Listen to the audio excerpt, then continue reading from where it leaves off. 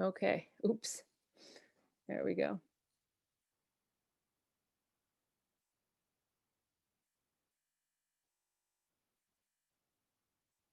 I have a quick question. So in the worksheets, you gave us a bunch of numbers for a sample, and we would have to find the standard deviation or the mean. Do you think stuff like that's going to be on it? Because I know for some of those, you can probably just plug them into Excel really quickly and find the standard deviation. Like, should we know that giant step to find the standard deviation for samples? You should know how to do the standard deviation by hand on a calculator. And you shouldn't be using Excel because once again, your computer is in lockdown. So that means you should not have access to Excel to work through this. And part of this is to really learn how to do the standard deviation. And your calculator has a shortcut too on how to do this and in your calculator. And I'm not going to give you anything more than like 4 numbers to 5 maximum. So it's not going to be like, here's 50 numbers and find the mean and standard deviation. It'll just be 4 or 5. So it's not going to be a huge time commitment to complete that. Okay, thank you. Okay. That's worked into the actual exam itself time.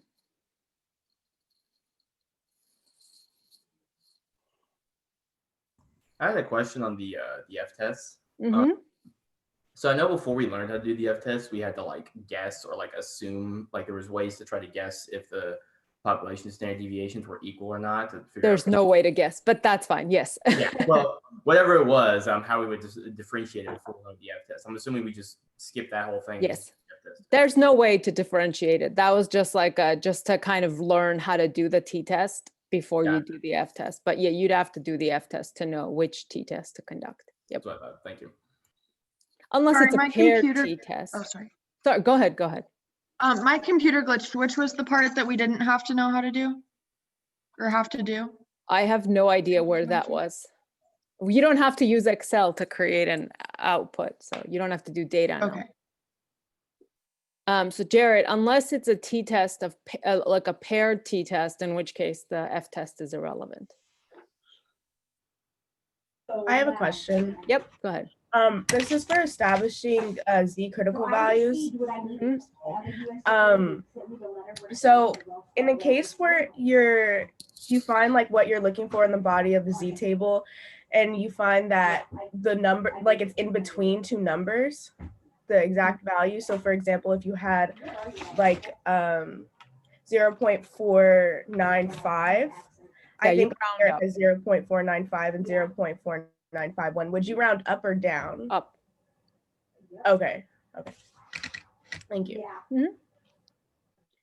I have a quick question regarding rounding. So I was practicing some of the worksheets last night, and I noticed that I would round differently than you, and my numbers would come out very different, but obviously the overall would be the same. So are you going to state specifically how many numbers we should round to, or should there be a certain like number that we should have in mind to round to?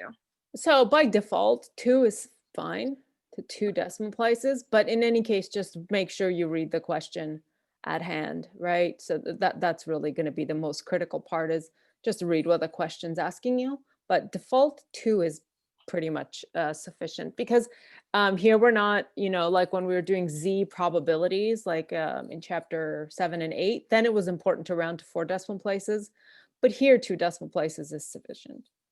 Okay, thank you. And is that for any step of the problem, like when we're finding standard deviation, and then when we find the answer using the standard deviation? And yeah, that's fine. That should be close enough. Like 2 decimal places on there should be sufficient to get an answer close enough. And I use my judgments once I see, okay, this is pretty much 1 number off. It's sufficient.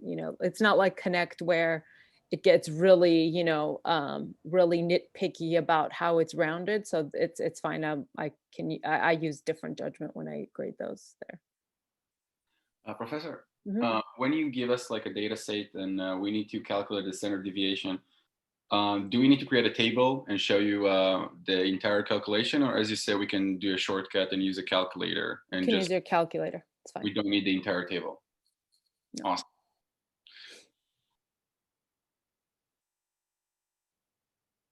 I have a quick few questions about chapter 13. Mhm. For like the correlation coefficient to find R, is the bottom, is it n minus 2 or n minus 1?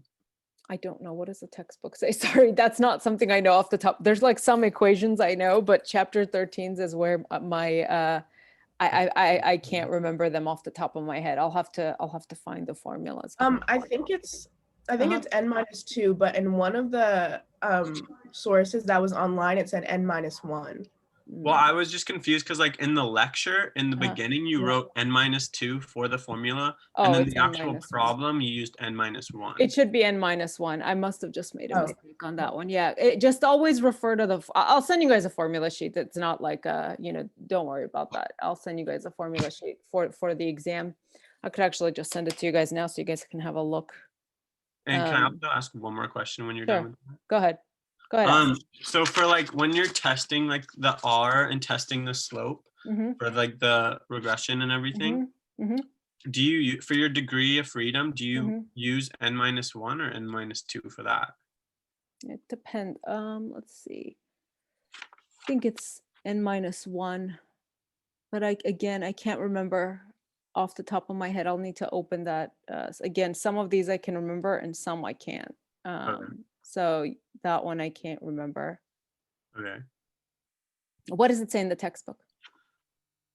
Well, I would have to go look. I was just going off your notes. Okay, just go ahead and look in the textbook and then you can get back to me and tell me what the answer is. I'll let you look it up. Okay. I think in the book it's n minus 2. Then it should be n minus 2. I mean, I don't want to say I think, I just want you guys to confirm it, just looking at the book and confirming it. It seemed like for the correlation and regression stuff, it was n minus 2, but then Yeah. for everything else, it seemed like it was n minus 1. That was only for chapter 10. It was n minus 1. Yeah. Chapter 11 was all a variation of numbers. Let me see if I can find this formula sheet here.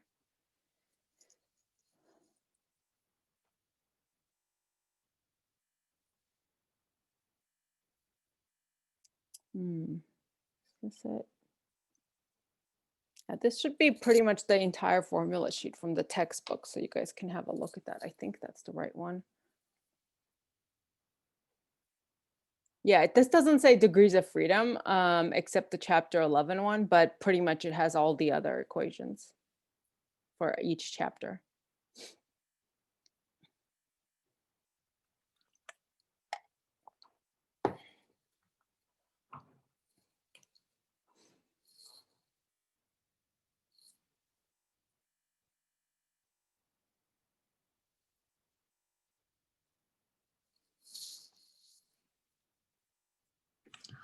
Professor, I had a question on the final exam practice you posted. Uh-huh. So I just didn't understand how to do number 16. Yeah, that one, disregard that question. I accidentally picked it. Yeah, I thought it was just 2 sample ANOVA, but it was 3. So Okay. that, yeah, you can disregard that. Okay, thank you. You're welcome.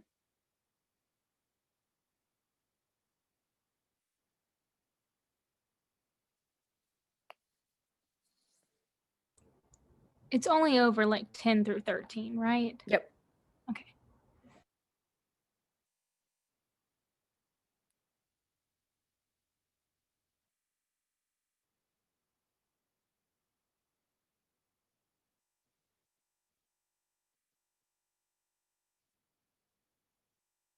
So remember, be comfortable with setting up the hypothesis, right? That's an important component. How that's set up, basically understanding different qualities of setting up the hypothesis test, which sides to test, what does that mean? Distinguishing between the different types of tests is important, particularly when you're looking at, variation between chapter 10 and 11, right? In terms of test selection, because, realistically, they're all stepwise the same type of procedure. So really going through this over and over again and doing different sets of problems is going to be the way to comfortably, really understand this. Let me send you guys one more thing here. Let me see if I can find it.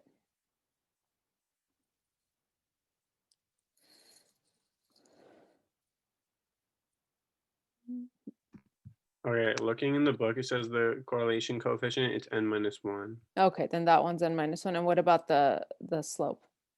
I will go look that up.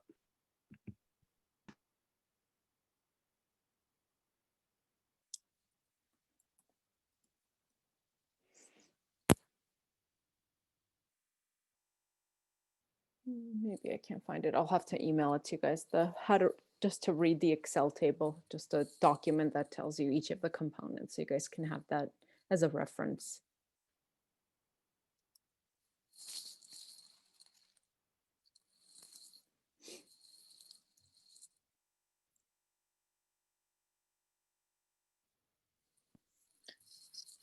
I have a quick question on some of the answer keys for the worksheet.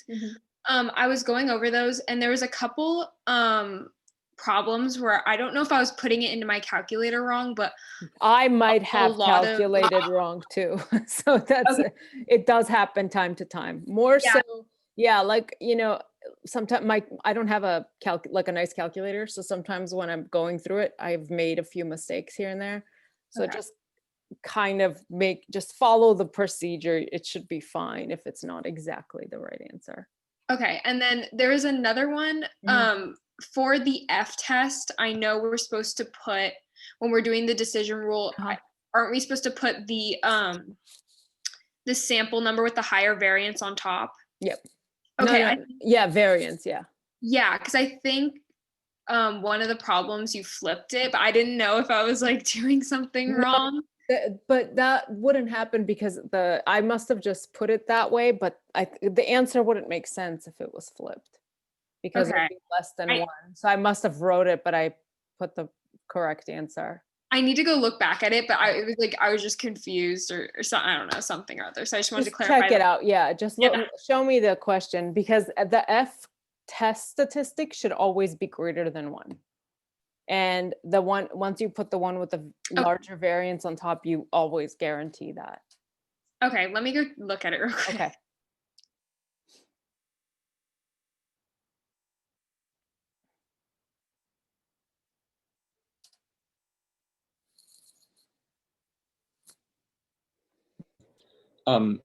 I have a quick question regarding, this is what I emailed you about a few days ago, but for the 2 sample test of hypotheses, like questions, there's like the Z tests and the T tests. And so for like the 2 sample Z tests of proportions, that's when like the population standard deviation is unknown.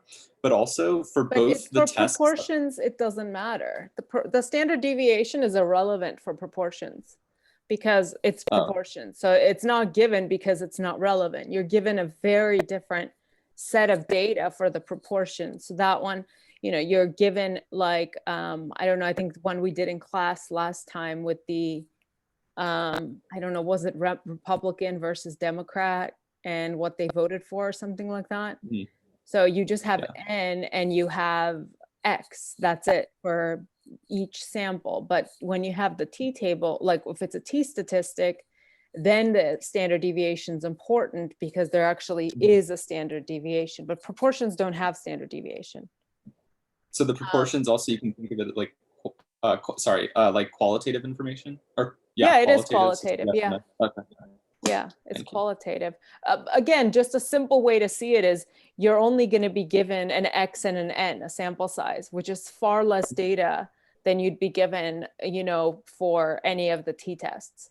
Okay, so with the T test, you'd be given, if you were given it, you'd be given the sample size, the sample mean, and the sample standard deviation. So you'd be given 3 observations or 3 statistics for each of the variables, right? Whereas, you know, with the proportion, you're only given 2 each.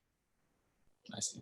Okay, and also just reading the question carefully, right? Like if it says what percent, what proportion, you know, and also the hypothesis will be set up as a proportion too. So the question will in fact discuss the hypothesis as a percentage or proportion of the whole. So it's more about just kind of observing that. And then of course, the other key breakdown is once you decide you have a t-test, right? A 2 sample t-test, you also have to decipher whether or not it's like that before and after type of test, the paired t-test.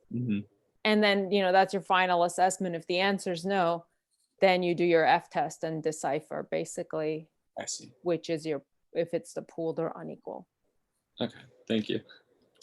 And you should be getting one of those, by the way, on your exam. So you'll have basically one F test, and it'll either end up being a pooled t-test or unequal test. Okay, so it's not going to be like a bunch of each one. So it'll just be one or the other, most likely. Okay. Awesome, thank you. Okay, I have I a have little a of question. answers. So go ahead, Connor. Yep. Okay, so the R is n-1, but then testing for R for the degrees of freedom, it's n-2. Yes. Jared, I And- think you pointed that out. Yes.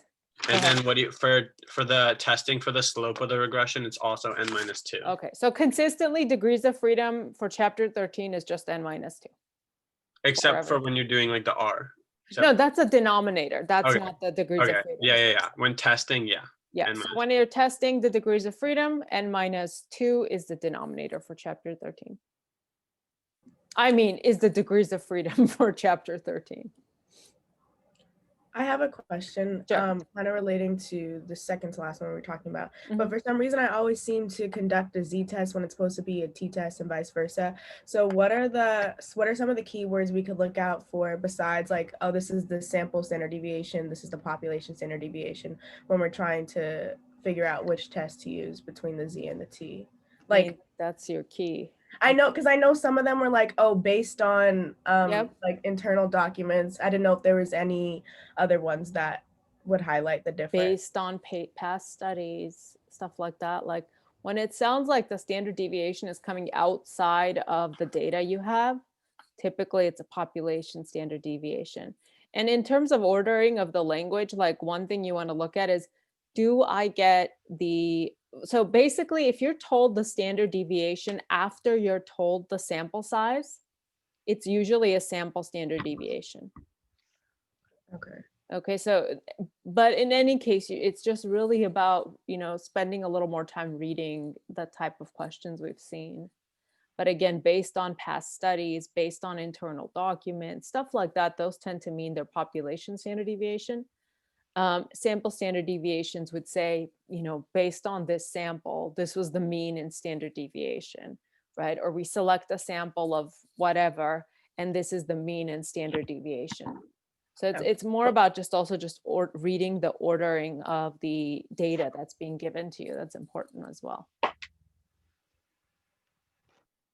And just keep in mind, there's really only there's two Z tests. One is a one sample, one is a two sample of actual quantitative data. Then there's two Z tests that are proportion, which really has nothing to do with statistics at all. And that's again, one sample, two sample.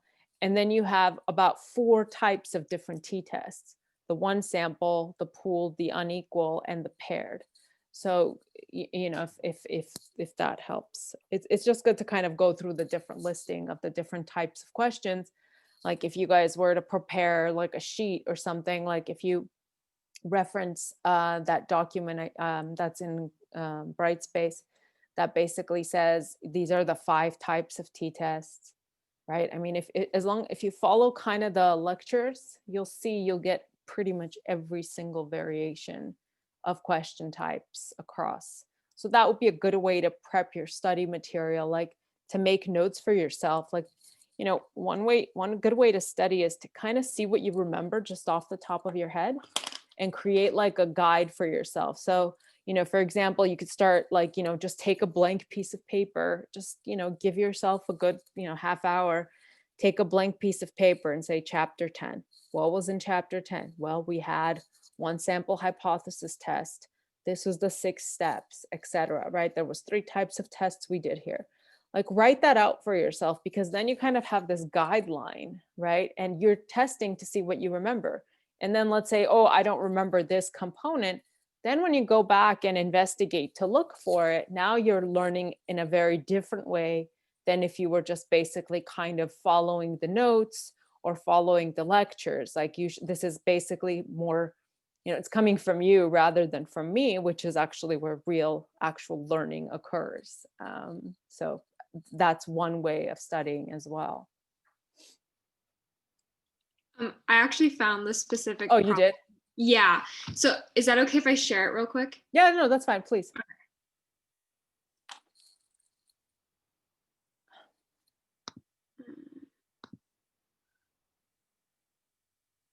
Okay. Oh. Do you Yes. see it? It's like the worksheet itself. Yes. Is it? It's like number 4. Uh-huh. Okay. So I was having it. So I was conducting the F test, and I was basically to like use the chart and stuff. And in your specific in the answer key, you put 14 over 11. Uh-huh.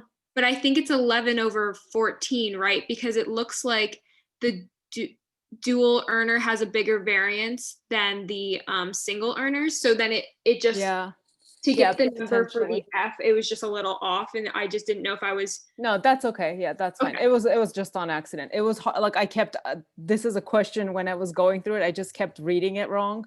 Every like single versus dual earner, and that's probably why that happened. Yeah. Okay. I just wanted to make sure, because I was like, I didn't know if I did it wrong, No, or if I read it wrong.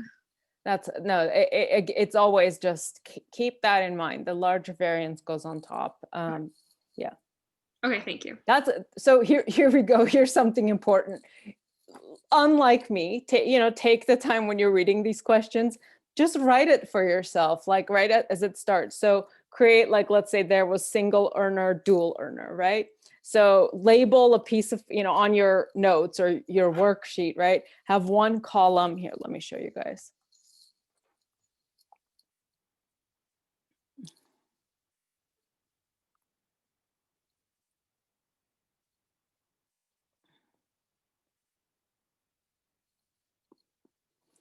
So let's say, you're reading that question with the single earner, dual earner, just do this, right? Dual earner, single earner, right? And then write all the statistics. What is the mean? What is the variance? What is the sample size, etc.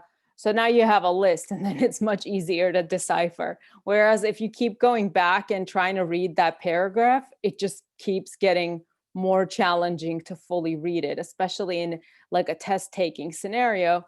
So basically imagine if you have this information, and again, I don't remember what this was, but was this 15 or the other way around? It doesn't matter. So once you write down this information, now you kind of have it all in your hands, and now you can quickly go from here to basically doing the test. And this actually works really well, no matter what type of question you're kind of encountering, whether it's one sample versus 2 sample, etc., because it forces you to kind of pick out the key parts of the question. And since it's not on paper, and I know this is like this obviously is not something that we expected to deal with, obviously, but since the exam's not on paper, it's not in your hand, I think there's a small element of I don't know, like it's like a little bit of an extra challenge that you can't circle things or highlight things or whatever that you would do regularly on an exam. So one way to kind of deal with that issue would be to have like a note sheet where you would just copy down the key information from the problem, where again in person you may actually sit and underline or circle things, which is what I've seen on past exams from students that obviously during when we had exams in person. So this may be kind of a way around that, so that you can have all of the information listed and work through it. The more, whether it's multiple choice questions you're dealing with, the short answer ones, just taking this time to do this will speed it up. Again, and I'm bringing this up because I couldn't, for some reason, keep that straight when I was working through that problem. Just the wording, dual earner versus single earner, I kept getting confused, and I'm like, which one was that? Which one was that? And so this is a way to avert that issue of trying to read the screen. So definitely use that as a possible strategy as well. Thank you for finding that mistake, so we could use that as a learning experience. So going off of her question, actually, I've been taking So for step 4 of the F test, it's Mhm. like finding the F critical value. So it's the degrees of freedom of like whatever's higher over like whatever's lower, right? Like whatever's more like the higher degrees of freedom over the lower degrees of freedom. And then for step 5, like should I keep the same like I know the F test it's supposed to be like the variances. So should it be like also the higher variance over the smaller variance? That's like the in key. terms It's of like about the it being correlated variance. with So the key is the variance. It's not the number of observations. So I just wrote it in that way, like where the degrees of freedom of numerator, denominator, just to show it. But the key is the variance. Whatever has the largest variance is the numerator. That's where you figure out what the degrees of freedom are. And then whatever has a smaller variance is the denominator. Okay.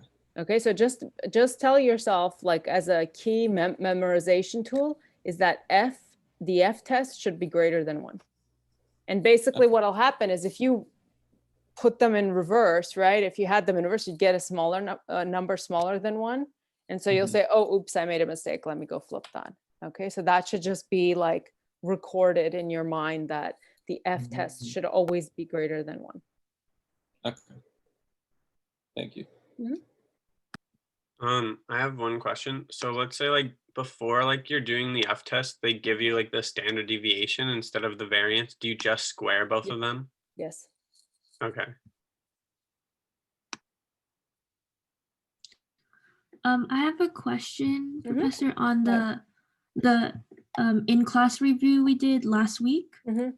So for the question that has the Republicans and Democrats, Mhm. those like two like proportions, Mhm. that's the two sample Z proportion test, Yes. right? Yep.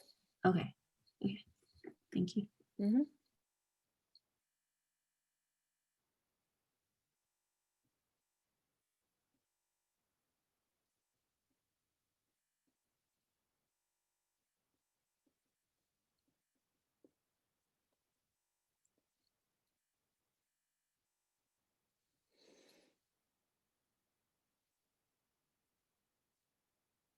Do you guys see the extra credit assignment? Just making sure. Okay. Yeah.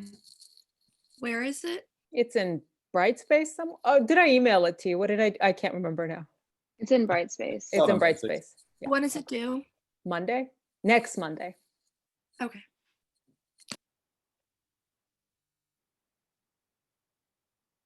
Can I ask a quick like clarification question? Sure. Okay, so going back to the F test, so Uh-huh. so for the F, so I know that there's the F critical value and the F like test itself Mhm. with the critical value. So basically the critical value that is reliant on the degrees of freedom, right? To Yes, find yes. the and then Yes. for the degrees of freedom, does it matter if it's if like the variable with the higher degrees of freedom is on the top or bottom, or Yes. does it? Okay, so it has to Yes. be on the top. Yes. For both. No. The N is irrelevant. The sample size is irrelevant, right? Okay. So let's say this. Okay. So let's here. Oh wait, I'm not sharing my screen. 1 second. Okay. So let's say in this case, you have the variance. Oops. The variance of 1 is equal to, we'll call it the variance of A, just so we're not going to assign a number to it yet, okay? Let's say this is 15, and let's say the sample size of this is 10, okay? And let's say this is the variance of B, right? And this is 20, and the sample size is 5, okay? So in this case, right, when you're setting up your F critical value, right, what you need is the degrees of freedom in the numerator, and you need degrees of freedom in the denominator. I'm not going to divide them, just I'm going to keep it that way so that we don't confuse that, right? So in this case, the numerator is going to be whatever variance is larger. Okay. In this case, that's for B, right? So Got the it, got it. degrees of freedom is 4, and here it's 9. But just again, to clarify, the F statistic is going to be the variance of the one with the larger variance is going to become the numerator. So this is SB, which is basically becomes sample 1, and the smaller variance goes in the denominator. I see. Okay, Because again, always remember F must be greater than 1. Right. If your f is less than 1, you've made a mistake. And Nice. if f is equal to 1, it's irrelevant because then you prove that the variances are equal. You wouldn't even need to Mhm. do a test for that. Definitely. And then also going off of what Connor said before he left, if we were given on a question like this, like the standard deviation, so we just square that to find the variance. Perfect. And that's usually enough, like, right, for the critical value, that will be a step, even if the standard deviation is bigger, for sure the variance is bigger, okay? Right. Yeah. I have a question about the F table. Mhm. So if we got the degrees of freedom for sample 1 was like, or the numerator was like 22, would you say round it down to 20 or to 20 up to 24? I think I said round up last time, so round up. I'll Okay. keep it at round. And then is there any chance that we would get a problem where the degrees of freedom in the numerator is greater than 40? Yeah, but just use 40, even if that's Oh, the okay. case. Yeah. So like, I think I feel like one of the questions had that issue on one of the worksheets. So yeah, you just go to whatever is the highest value. Okay. Basically, as the degrees of freedom increases, those numbers start to become really similar to each other. Okay. So it's not such an issue. And for the F test, do we need to create like the 6 steps and then I think like it's 5. But like 5 or 6, but like we need to make those like. Yeah, I mean, think of it this way. Those first 3 are the same in every single F test. So it Same. helps you gain some points. Okay. If nothing else, I have, like, I don't know if I told you guys this. I have had maybe 3 students over time that basically on the final, they knew nothing except this, like the first 4 steps for every question. That's pretty much all they did. I mean, they got like a C or C- or something like that, but basically they were able to pass the test just by filling in, 4 steps out of 6 on every single question. That is not advisable, but it's helpful, especially if you make a mistake somewhere down the line. So definitely creating the steps for sure.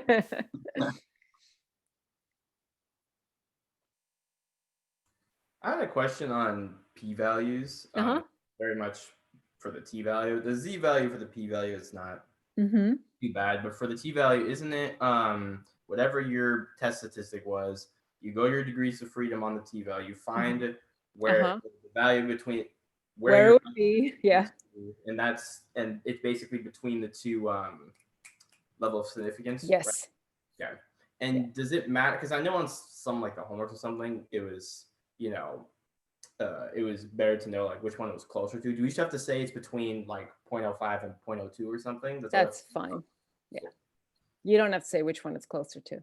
Okay. Just saying that. And you don't really know. I mean, it's irrelevant. Just say it's between this and this, just like on the homework. And that's enough to say like, okay, between these 2, it's obvious that it's going to be less or greater than, so I can say fail or reject. Okay. Right. So like if alpha is 0.05 and you were going to say the t-test is between, 0.02 and 0.04, right? It's clear that it's going to be rejected. Because sometimes you get the between where it's like, okay, the significance is 0.05, but your p-value is between 0.05 and like 0.02, but then it's obvious your t-statistic is a little closer to 0.02. So you're like, okay, cool. It's going to be. Yeah, right. Because remember, it's between, right? So that number is not 0.05. Yes. We know that for sure. So you know that for sure the p-value is slightly going to be less than that alpha. So that's fine. Okay. And always remember this, whatever step 5 decides whether to reject or fail to reject, that's going to be confirmed. Those answers are never going to conflict. Okay, so that should help with that question.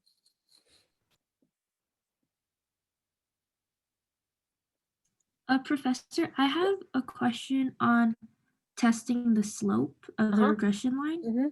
So I know that testing the correlation coefficient just confirms or denies that there is an actual relationship between like the 2 variables, right?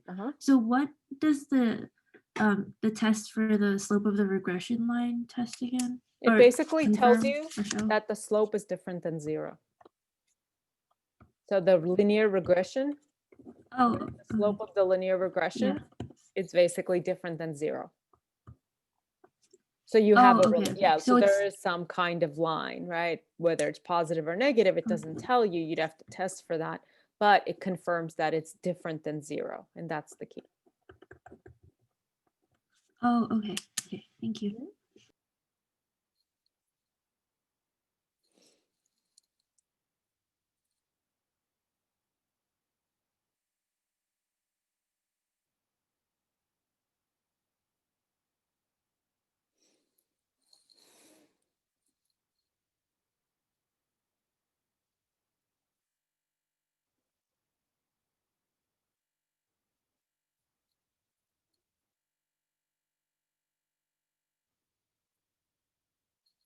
Go ahead, guys. Feel free to jump in. Are we gonna have to on some of like the homeworks we to like do our own like scatter plot for like chapter 13? Are we gonna have to do that? Yeah, potentially. Okay. And it helps you see, sorry, Lana, one second. It helps you see the direction so that basically once you do that, then you'll be like, oh, well, it looks like it's positive. So when you calculate R, you're like, oh, okay, it makes sense. It'll just help you as almost like a guide. Okay. Okay, thank you. Lana? Oh yeah, sorry for interrupting earlier. Oh, no worries. So for the final, how many written problems are there again? Like where you're not filling in a bubble? I think probably 4. For Like is that like the ones that you like type in also? Because I No, know like no, no, sometimes no. you No, Oh. there should be a couple of those typing couple of ones, those. probably like, I think there's going to be a 15 multiple choice. I think I'm there at this point. Uh-huh. And then there'll be another like 5 to 8 written, like those bubble things you fill in. And then 4 most likely problem solving. Okay. I think that's about the same as the last. Yeah, it sounds like somewhere, yeah. These are longer though, so that would be it. But there's, again, remember your strategy of how you set this up. Multiple choice should really take you no more than 20 minutes, right? So that's basically the questions are not, they're not calculation questions. Okay, they're more, you know this, you don't know it, and leave it that way. You don't know it, move on, come back later if you know. So with the multiple choice, go through it quickly. Okay, it's 15 points. It's not much, right? It's just to kind of get you to start thinking about what you're doing. Then you have about, again, 5 to 8 of those written ones where you actually have to do a calculation. I'd say think of it as about 2 minutes to 3 minutes a question at maximum. Okay, so when you see yourself, okay, now I've been on this question for 6 minutes, that no good, right? We have to see if we can bring that down, because those are not like I'm writing down steps. It's just, calculating something on your, calculator, or basically, I don't know, looking at a table basically to assess some number there. Think of that again, 2 to 3 minutes max on those. Okay. So if you think about that, let's say it was 8 questions. Okay. So that's what, 16 minutes plus the 15 plus the 20 minutes on your multiple choice. Let's say that takes you at most 1 hour to complete that part. So then you leave your next hour or hour 15 minutes to your written part. And even there, you should try to aim for 10 minutes max per question, at least on an initial run. Okay. Then if you're stuck anywhere, like if you're like, oh, I'm on question 2 and I don't know, sometimes it's good to just move away, go to the next one, and then you can come back. Okay, so in effect, this is the times you should aim for. I'd recommend maybe, going into Connect and doing some of the older homework assignments, or, setting up one of those worksheets kind of for yourself, like as if it's an exam. Okay. Like, I don't know, either print it out or write it on a paper, or delete the answers on your computer, whichever way works for you guys, and see basically how quickly you can go through them. And the multiple choice, like the practice set of questions, I would go back through, I think you guys have those lecture quizzes as well. You guys can definitely go back and try those out, for chapter 10, 11, and 13. That will be a good exercise as well. But again, just think of yourself as, I shouldn't spend more than a minute or two on each of those multiple choice questions. Okay, like at all. Read it. If you don't know it on your first run, just move on. Okay, then you're like, oh, let me go back to number one, then go back to it later. Okay, keep that. I mean, that's part of exams, and you guys will learn this as you do more of these. It's sometimes just it's not just about like saying how you do if you had an infinite amount of time. It's about how you do when you're kind of constrained for time. And again, the more you guys practice, the less you'll feel, stressed or anxious about taking the actual exam. You guys shouldn't have problems. As long as you've been practicing and doing the problems over and over again, you guys should have absolutely no issue. Another question about the F table. So there's two different ones. I've just opened it on Brightspace, but it says that there's one for alpha when it's 0.5. No. You worry about one F test and table that I gave you. Don't worry about any other F test. Oh, okay, so that's not the right one to look at. I was looking at the one under week 12. There should be just one alpha of 0.05. That's it. Okay.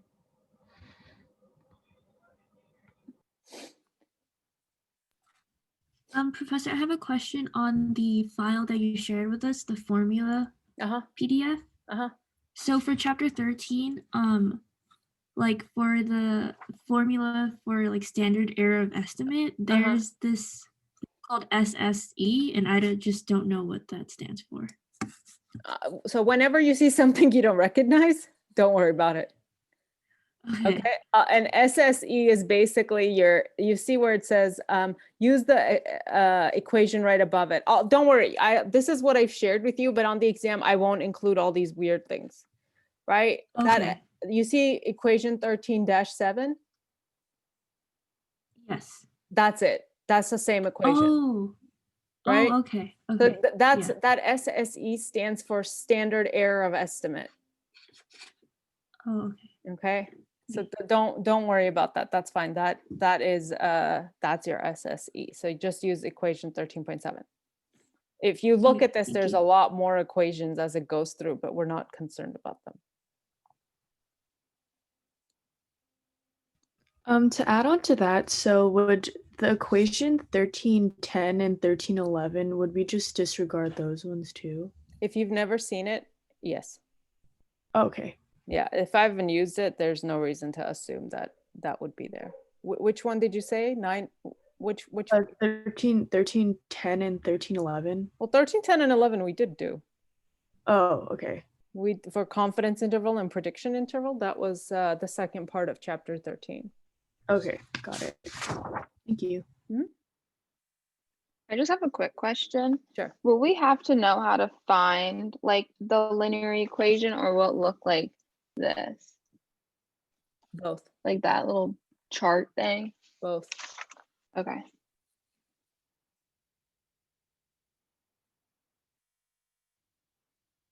So when you're finding the linear regression, it's just all you need is R. The rest of it, it's all straightforward. The equations are really simple.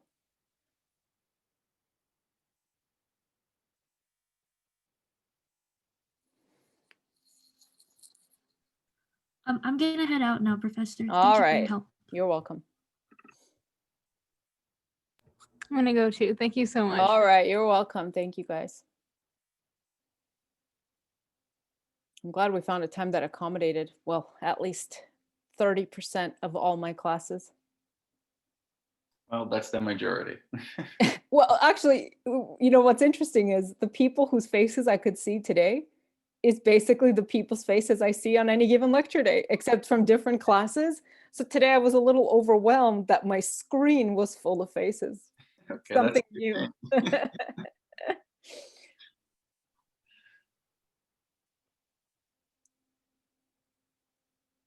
Okay, I think I'm good. All right. I'm confident. Hopefully the test is gonna go okay. Thank you so much, Go Professor. fine. You're welcome. You're welcome. For me, thank you so much. Thank you, guys. Thank you. Guys. Thank you. Thank you for dealing with the strange semester and the next one. But Yes. good luck with studying and happy holidays. Thank you. Likewise. Thank you. Thank you, Professor. Thank you. Wait, I just have one last question. Please go ahead. So because like I was doing the exam final review, and so the questions I were getting wrong were just more so like vocab. Should I just look in like the textbook for that and like lecture notes, just so because I don't want to like lose points off of something I can easily figure out. Sometimes it's like, so here's a suggestion. Once you come to a point where you're happy with your ability to do the problem solving, go back and read a little bit of the chapter. Okay. But don't do that before you're comfortable with the problem solving. Yeah. Because keep in mind, each of those are 1 point versus the problem solving that are. Yeah, exactly. And there's a few videos, just, some of these you can just say, explain this. Okay, yeah, true. That's true. Okay, I think that's like my last question. Oh, also, okay, the last one I had was for the slope of regression equation. It was like the null hypothesis. It doesn't always equal like the beta equals 0. Yes. Okay, that's what I thought. Okay, Yeah. that was Just it. for simplicity for our purposes, yeah. Okay, that's all my questions. Thank you for a great semester, by the way. Thank you guys. Like, Thank you you for did really well. participating. Of course. Thank you. I appreciate it. Have a great holiday too. You too. Bye. Bye. Professor, I have 2 questions. Yes. One is in regards to, like, I know you mentioned the F test, a round up, but I was doing some problems in the book and it just like, they just like rounded like in between. If How that can makes you round it? Oh, I get it. Just round up. It's fine for our purposes. That's fine. Okay. And then for chapter 12, like, do we need to know anything after like the F test, like the ANOVA stuff? Nope. Okay. And then also, like, I'm a little confused on how you like differentiate between like the chapter 12 or chapter 11 equations and the chapter 10 stuff. Well, one is 1 sample and the other's 2 sample.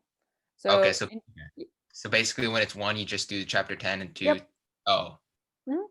Okay, that's it. So in chapter 11, you're always given 2 sets of means to compare. In chapter 10, you're only given 1. Okay. So you're given like a parameter, which is the population mean, and you're given a sample mean. But in chapter 11, right, you're saying you're asked to compare 2 of those means to each other. Okay. Okay. And then how long will I have with extra time for Is your time and a half? Yeah. Yeah. So whatever. It's like, what did I say? 2 hours and 15 minutes? Yeah. So just do whatever time and a half is there. Okay. Okay. All right. Thank you so much. You're welcome. See you later. Yeah.